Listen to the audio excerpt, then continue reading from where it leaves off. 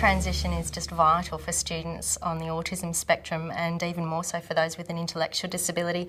Considering the characteristics of autism, the repetitive behaviours and the patterns of thinking, being able to adjust to change can be really challenging for students. We really like staff to get to know the student and to be able to be familiar with the impact of change on the individual. Being able to ask questions about upcoming changes to routine and what the transitions are going to look like are really important. Being able to individualise a program to suit the student and thinking about their characteristics, considering their sensory needs, their information processing ability. I think when staff are working with students on the spectrum, it's not about learning about what is autism. Every student is so individual, and it's fantastic to see staff exploring and getting to know the students that they're working with. They discovered that this particular student really didn't like band-aids when he was hurt or had a scratch. That would actually distress him completely, and his ability to get through that situation was to put water on his skin, which seemed to soothe him, and he was able to move on and redirect to another activity. In Perth, when it gets into the wet weather season, they found out too that his obsession for water was quite interesting, and it did impact a little bit during transitions to other areas of the school.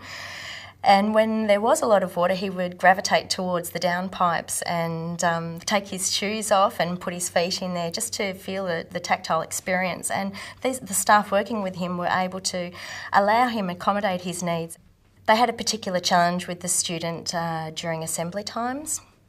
He would be very happy to transition into the assembly and sit down where the music teacher would be at the front of the assembly doing actions to a CD of music.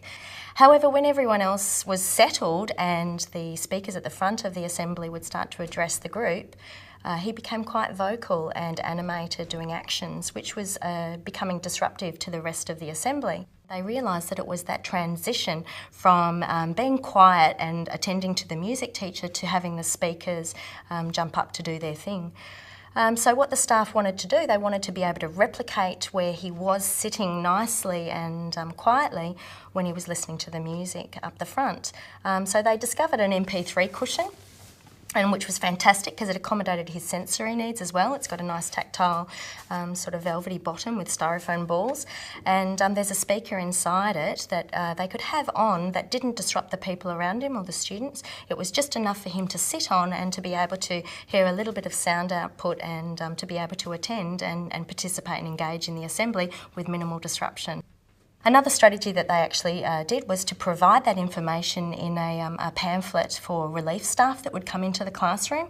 So again, that they weren't going to be turning his world upside down each day because they were unfamiliar with these particular things that he needed to do.